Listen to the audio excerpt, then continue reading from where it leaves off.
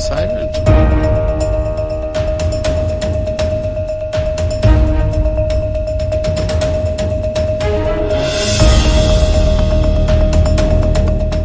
Hello everyone, a very good evening to all of you. This is your mentor Arzu Kakkar, where daily we used to meet and have this session of news analysis. उम्मीद करती हूँ आप सब बहुत बढ़िया हैं, खुश हैं, स्वस्थ हैं, नए जोश के साथ. New week as in Monday है, तो अपने पहले वाले बैकलॉग सारे क्लियर कर लिए होंगे, कवर कर लिए होंगे. संडे था, रिवीजन कर ली हो. इस उम्मीद के साथ ये नया सेशन शुरू कर रही हूँ. और आज के जो आर्टिकल्स हैं बहुत इम्पॉर्टेंट हैं, हमारे मेंस के पर्सपेक्टिव से बहुत ज़्यादा इम्पॉर्टेंट है. सो अगर आप देख रहे हो तो ये आर्टिकल्स हमें कवर करने हैं, जिसमें से ये दो आर्टिकल्स, एक बैनरघट्टा नेशनल पार्क और एक एडिकल केव्स, ये आपके प्रीलिम्स के लिए इम्पॉर्टेंट है. ठीक है. Then you have SDG summit in New York. तो आपके मेंस के लिए, जीएस पेपर 3 के लिए ये बेसिकली रेलिवेंट है. हम यहाँ पर इस समिट में क्या हुआ, इंक्लूसिव ग्रोथ की बात, ये आपके मेंस के लिए इम्पॉर्टेंट है. क्या इश्यूज हैं दैट आर अराइजिंग, राइट, क्या इश्यूज अराइज हो रहे हैं, वो आपके मेंस के लिए इम्पॉर्टेंट है. यूपीएससी ने प्रीलिम्स में ऑलरेडी सेंडई फ्रेमवर्क से सवाल पूछा हुआ है. सो यही सब चीज़ें कि एसडीजी समिट 2023 क्या है, कहाँ हुई, और सस्टेनेबल डेवलपमेंट गोल्स 17 के 17 आपको पता होने चाहिए. पता है तो यही सिलेबस है यूपीएससी का. एक बार देखो तो सही सारे 17 गोल्स. सेंडई फ्रेमवर्क क्या है, तो जीएस पेपर 3 में inclusive growth, conservation, international treaties, environment, pollution and degradation, उससे आप इसको लिंक कर सकते हो, this particular article, right, GS paper 3. Then you have this other article. आज आर्टिकल्स आपके मोर और less, sorry just a minute, हाँ, तो मैं बोल रही थी आज आपके जो बेसिकली आर्टिकल्स है मोर और लेस जीएस पेपर 3 और एनवायरमेंट डोमेन से ही है. ठीक है. Reimagining EIA for Himalayan region, तो ये बेसिकली हिंदू में एडिटोरियल था कुछ दिन पहले. It was publish. Indian Himalayan region needs its own environmental impact assessment. क्या होता है EIA, क्यों चाहिए हिमालयन रीजन को उसकी, मतलब why there is a need of reimagining EIA, right. What are the ecological challenges that are being faced by that region. Mains के लिए बहुत रेलिवेंट है. Challenges that Himalayan region is facing due to urbanisation, may be significance of Himalayas. What are the issues with EIA? What are the measures that are needed? So these are the points that I'll be discussing. अब मैं आपसे बस एक ही उम्मीद करती हूँ, you have pen and paper with you, so that number of points that I'll be sharing, you just keep on writing the points. Then I'll explain that and you'll only hear that. You'll not write, but what you have to write, just only the heading, the point जो आपके mains में काम आ सकती है. समझना मैं आपको समझा दूंगी, वो तो माइंड में, समझने सब कुछ नहीं लिखना है. नोट मेकिंग क्या है कि आपके क्रिस्प शॉर्ट नोट्स हो, कि फटाफट जब एंड एग्जाम आए, रिवीजन करनी हो, तो बस वो देखा पन्ना पलटा, देखा पन्ना पलटा, ये अप्रोच के साथ अपने नोट्स बनाने हैं. सब कुछ लिखते चले गए तो बुक नहीं छापनी है. अपने को क्या करना है, शॉर्ट नोट्स लेने. शॉर्ट नोट्स कैसे आते हैं, वही जैसे आप कोई भी हेडिंग देखोगे, इश्यूज देखोगे, मैं आपको सारा समझाऊंगी, इलेबोरेट करूंगी. समझ आ गया तो फिर आधी कहानी वही हो जाएगी, डन. तो आपको सिर्फ वहाँ से 4 मेन पॉइंट्स निकाल के लिख देने हैं बस, और वो याद कर लेने, दैट्स इट, और कुछ नहीं करना है. अच्छा, तो बात ऐसी है कि हमने चर्चा के विषय में बहुत अभी रीसेंट इंसिडेंट्स के बारे में पढ़ा है. अब उन्हीं रीसेंट इंसिडेंट्स को लेते हुए ये आर्टिकल लिंक हो गया. क्या देखा हमने अभी, सिक्किम में there was a dam breach in Sikkim, in Teesta river के बारे में पढ़ाया था. Severe floods, landslides in Himachal Pradesh. So these all events caused a lot of damage. और ये पूरे क्लियर एग्जाम्पल्स हैं of how are ways of developing things can harm the environment, especially that mountainous region like Himalayas. So the thing is, when we build things like dams, buildings in these sensitive areas, it can hurt the environment, right? It can lead to problems like floods, like landslides, like harm to local plants, animals. So these all events remind us that we need to be careful about how we develop in such places. So what is EIA then? I'm telling you in simple terms right now. What is EIA then? Environmental impact assessment. So you are assessing the impact of these projects on environment. Term में ही उसका मतलब है. So it's like a tool or process that we use to carefully study, understand कि how this project might affect the environment, people, economy before we start building it. So it helps us to predict, to think about the problems that project might cause. मतलब वो अपने को दिखाता है कि भैया देखो ऐसा environment, it can lead to this, it can affect the air, it can affect the water, it can affect the land. तो वो अपने को समझाता है. It helps us to understand कि उसका इम्पैक्ट क्या होगा, लोगों पे क्या इम्पैक्ट होगा. और ये सिर्फ प्रॉब्लम्स नहीं बताता है, it also suggest ways to fix that, to reduce those problems. So it helps us come up with the solutions also to protect the environment, people and local economy. So this is the whole idea. Now I hope before going this ahead, I hope ये आपको पता चल गया कि environmental impact assessment क्या है. It is a, ये आपका static part में भी आता है, EIA. EIA is a tool, like a tool that is used to, we use to check what might happen to the environment because of that project, before that project is actually done. होने के बाद तो क्या ही फायदा, होने से पहले आपको पता होगा ना, ताकि आप स्मार्ट चॉइसेस कर सको. इंडिया की अगर मैं वैसे EIA की हिस्ट्री बताऊं तो we have taken number of significant steps, like 2006 का notification, right. 2006 Ministry of Environment, Forest and Climate Change notified new EIA legislation in 2006. So it was making mandatory for various projects जैसे mining हो गया, thermal power plants, river valleys, infrastructure, industries, right? कि उनको पहले you need to get environment clearance. अब रही बात इस अपने हिमालयन रीजन की. देखो हिमालयन रीजन इस टाइम पे मैं बात करूँ तो what are the challenges that are being faced by Himalayas. उससे पहले सबको पता है हिमालयन रीजन माउंटेनियस एरिया है अपना, जम्मू एंड कश्मीर, लद्दाख, ये हिमाचल प्रदेश, उत्तराखंड, सिक्किम. अगर आपसे कोई पूछे तो ये 11 स्टेट्स कवर करता है एंड 2 UTs. लेकिन इसका जो स्ट्रेच है वो उधर भूटान को भी लगता है, नेपाल को भी लगता है, Tibet, China, right. So this is the entire Himalayan range.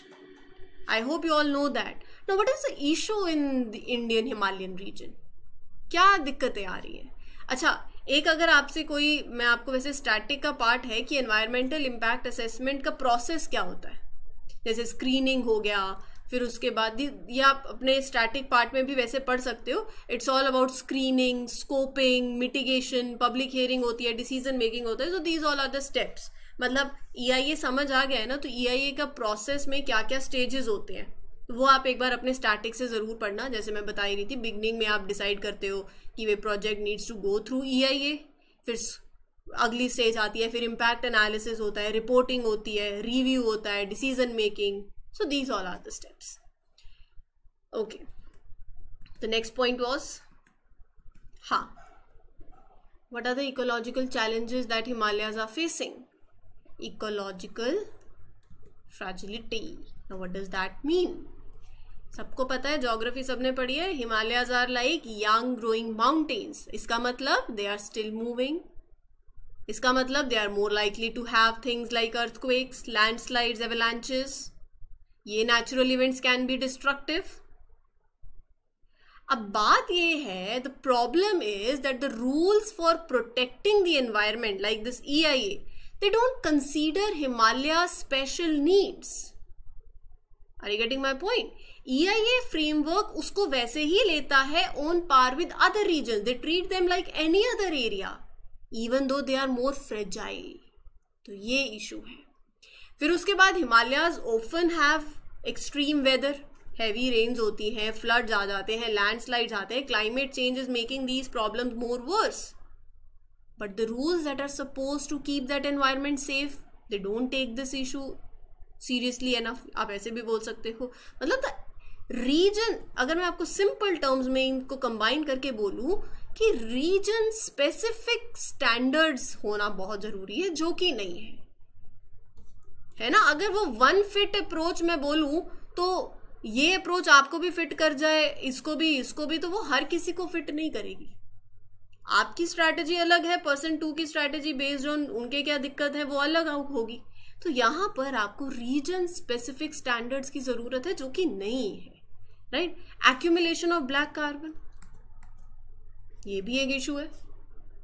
Black carbon is a type of pollution that comes from things like burning fossil fuels, wood. और ये बहुत बड़ा रीजन है कि why glaciers in Himalayas are melting faster. Right? Then other anthropogenic challenges, roads बनाना, buildings बनाना, cutting down trees. You need to be even careful about as a visit, as a tourist also. हम tourist की तरह घूमने चले जाते हैं, but आपकी भी कुछ रिस्पॉन्सिबिलिटीज हैं. Right? How you are using the land, that if you are using land that are not safe for the environment, so all these might lead to these such activities.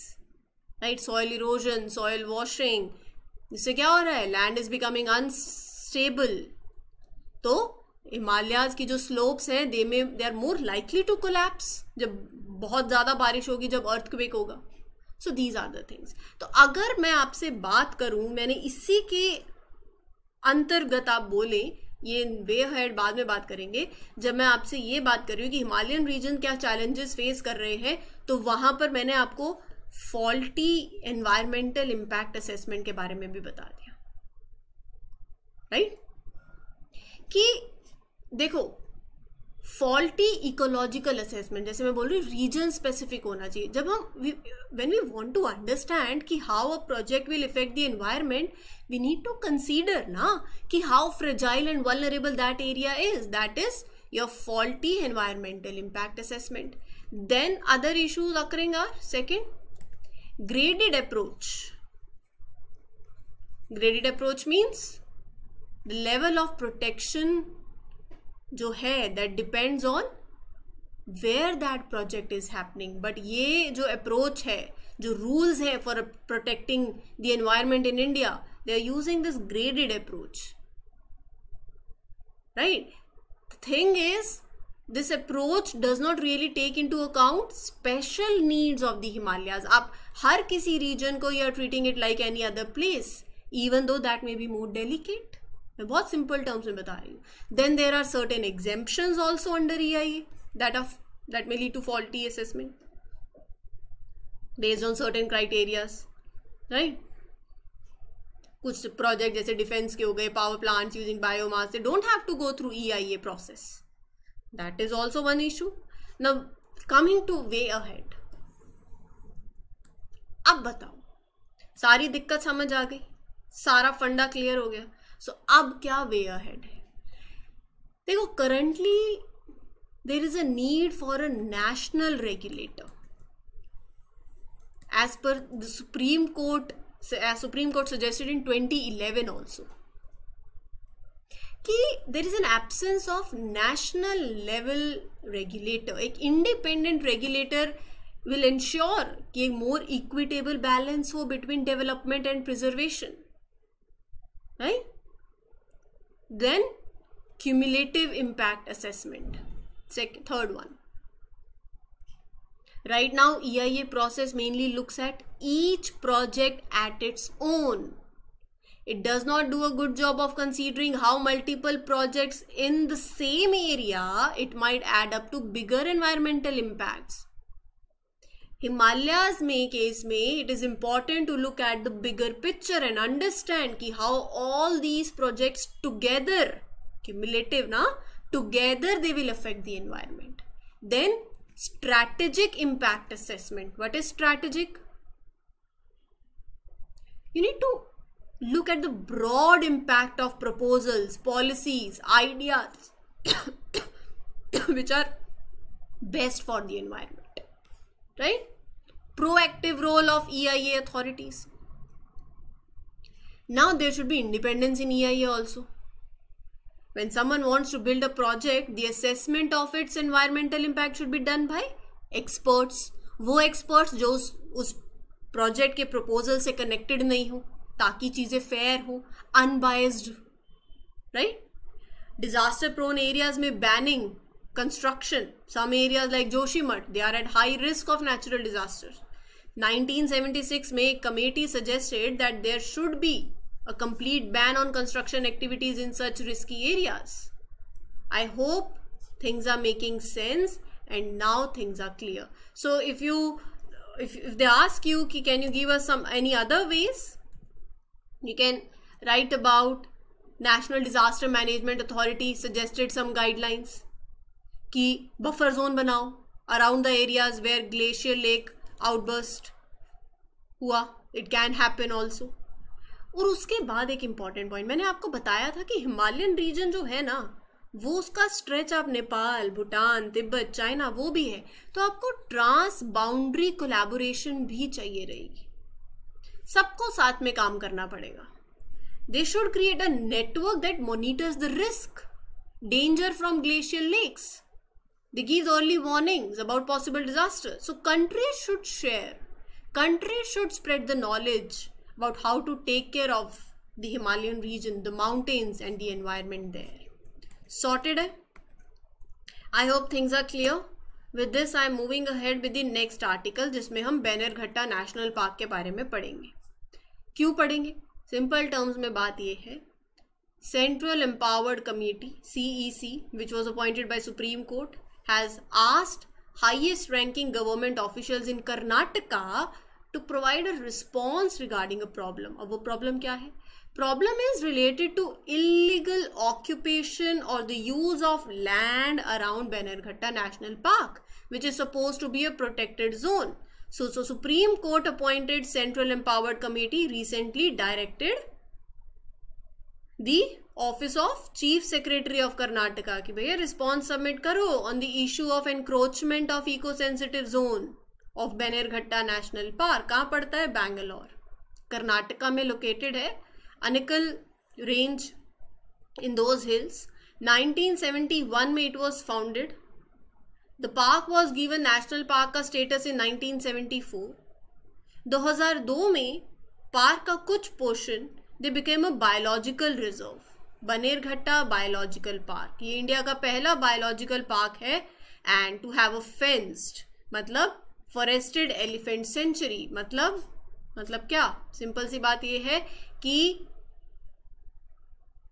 It is forested area for elephants. This park is, मतलब you can say it is also having India's first butterfly enclosure which was opened in 2006. right? River पूछा जाए तो Swarnamukhi stream जो main source है water for the animals of park, वो यहाँ से बहती है. ये पार्क एक्ट करता है as a important corridor for elephants हुआ migrating from Eastern Ghats to Western Ghats. यहाँ का वेजिटेशन कैसा है? Dry deciduous scrub forest, tropical area पड़ता है तो tropical dry deciduous forest, southern tropical moist mix forest, bamboo, sandalwood, neem, ये फ्लोरा है. फना में elephant, sambar deer, spotted deer, leopard, तो पेंगोलिन, ये सारी स्पीशीज आपको देखने को मिलेंगी. Then you have Edakkal caves. Kerala Tourism launched a 2.9 crore rupee project to improve civic amenities around the Edikal caves in Wayanad. अब मैं इसके बारे में बात करूंगी, वैसे तो लाइन से ही क्लियर हो रहा है, बट ये रीसेंट कॉन्टेक्स्ट को पहले मैं एडिकल केव्स बता दूं आपको, फिर आई लेट यू नो. ये पिक्चर देख रहे हो, इसमें अच्छे से नज़र नहीं आ रहा है, बट ऐसे ही कुछ दिखते हैं। बहुत अच्छी जगह है। I have visited एडिकल caves and I had a chance few months back to visit Wayanad. I visited Edical caves also. मतलब these caves are located like 1300 feet above sea level, right? Amukuti hills, वहाँ basically in those hills. अब जब आप जाते हो ना, आपने इतना पढ़ा है ना, इतना कुछ नियोलिथिक एरा, मेसोलिथिक, तो you can relate to that. अब वहाँ पर देखोगे the carvings there, you will see कि वॉल्स पे क्या क्या लिखा हुआ है, क्या बना हुआ है, क्या केव आर्ट है, क्या एविडेंस दे आर शोइंग। जब आप खुद से देखते हो तो you can relate to what you are studying, right? So यहाँ पर बहुत ही सुंदर था। आई वुड पर्सनली सजेस्ट कि देखो, मैं तो यही सजेस्ट करती हूँ कि भारत घूमो, बहुत सुंदर है, राइट? चलो एडिकल केव्स के बारे में पढ़ते हैं। तो ये केव, जैसे कि मैंने आपको बताया, वायनाड में in Ambukuthi hills, they are situated high up 3900 feet above sea level. The name Edakkal means a stone in between. ये ऐसा नहीं है कि किसी ने बनाया है। These caves are natural formations, they are not made by people, they are rather formed over time through geological processes, right? So these caves are special because they have stone carvings, जैसे मैंने आपको बताया, जो ancient time से you can date that, specifically Neolithic and Mesolithic age. अच्छा, ये आज पढ़ोगे? चलो ये होमवर्क दूं, Neolithic and Mesolithic ancient, please do that. ऐसे ही तैयारी होगी, ऐसे ही कनेक्टिविटी होगी, ऐसे ही बात बनेगी। So that means they were created thousands of years ago, dated back to at least 6000 BC. Inside the caves you will find drawings and writings on the walls. मतलब मेरे पास भी फोटो है, I have in my phone also. जैसे अभी photo यहाँ थी ना, तो I went there, और जब मैंने देखा वॉल्स पे पूरा, मतलब you feel like कि हाँ, it was a shelter for them. मतलब वो दिखता है कि दीज केव्स जो है, you can find drawings and engravings जो सजेस्ट करते हैं that people lived in this area for very long time. So that is an evidence of ancient settlements.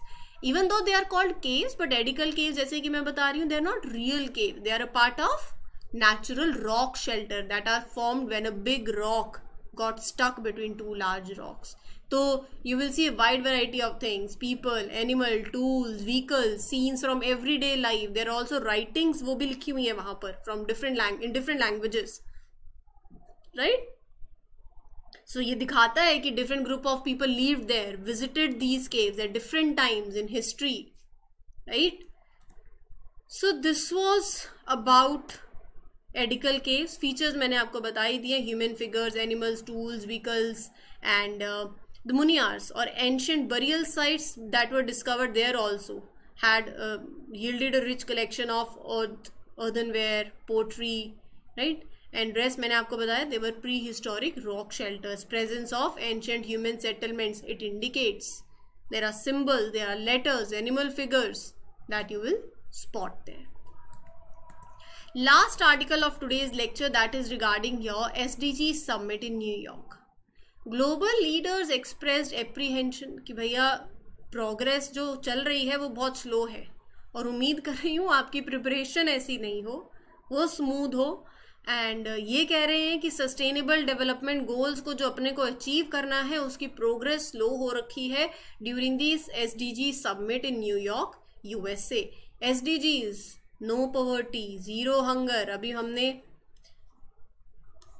Index आया था related to hunger, global hunger index. बताना India की rank क्या थी, और इंडेक्स कौन लाता है, वो क्या पैरामीटर्स हैं. रिवीजन हो गई. Quality education. So these are 17 SDGs. अब ये समिट ने क्या कहा है? ये समिट ये कह रही है कि फंडिंग गैप है. They talked about the problem with money. पैसे की प्रॉब्लम बाबू भैया. Before the pandemic, there was already a gap of $2.5 trillion when it came to have enough money to work on SDGs. अभी pandemic के बाद the gap has grown to around $4.2 trillion. emphasizing कि बहुत urgent need है for investment in achieving its sustainable development goals. So they are addressing the finance challenge. Leaders stress the importance of Addis Ababa Action Agenda in achieving 2030 agenda, financial flaws, public and private sustainable development के लिए. कहने का मतलब ये है कि वो ये कह रहे हैं कि it is essential to use all kind of money, चाहे वो गवर्नमेंट का हो, प्राइवेट कंपनी से आए, ताकि आप की जो डेवलपमेंट है that becomes more sustainable. They also talked about a proposal from UN secretary general की फंडिंग इंक्रीज हो by $500 billion every year to support SDGs. Then what else? Multilateral actions and debt swaps. मतलब ये कि global leaders are saying कि progress करनी है on SDGs, countries need to work together. Better coordination among all the organizations and countries that lend money to others also, creditors, उनमें भी better coordination. They emphasize the importance of using debt swaps to support the SDGs. Debt swaps help करती है low income countries को to get the money to address environmental issues, right?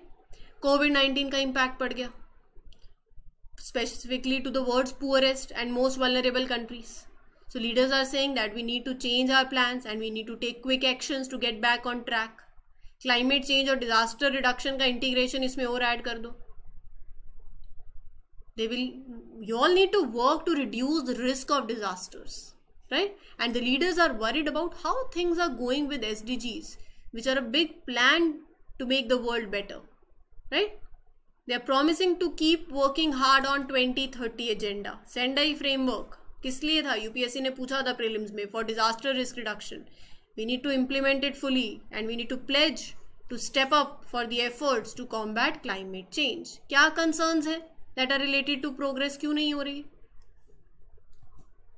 Funding, adequacy issue है. Even though there have been promises to work on 17 SDGs, actual progress जो हो रखी है that is only about 15%. मतलब some areas are even getting worse instead of better. The worry is that कि as we reach the halfway point of the time period that is set for this goal, नहीं है इतना time. There isn't much confidence कि significant progress will be made in the second half. Slow है, funding challenges आ रखे हैं, right? फिर उसके बाद resource allocation, cost effectiveness. We are not using our resources efficiently. Saturation limits, some areas have reached a limit in terms of how much they can improve, which is slowing down progress. Barriers, there are various obstacles in the way. Not having that enough knowledge, facing political challenges, institutional challenges, dealing with economic difficulties, policy implementation में challenges, climate का impact, environmental impact. So these all are the concerns. अपने mains में लिख सकते हैं. Sorted है. I hope things are clear. Homework clear है? कोई डाउट हो you can ask me in the comment section. This was all for today. This is your mentor Aarzoo Kakkar signing off. Happy learning everyone. All the best. If you are liking these lectures, don't forget to mark your attendance. You can mark it by liking these lectures. Do share it with other friends. Don't forget to subscribe to the channel, Shriram's IS YouTube platform, where you get these daily videos. और comment section में feedback ज़रूर देना. Once again, this is your mentor Arzu Kakkar signing off. We'll meet you tomorrow with other important articles. Till then, take care. Good luck, good wishes. Happy learning. All the best.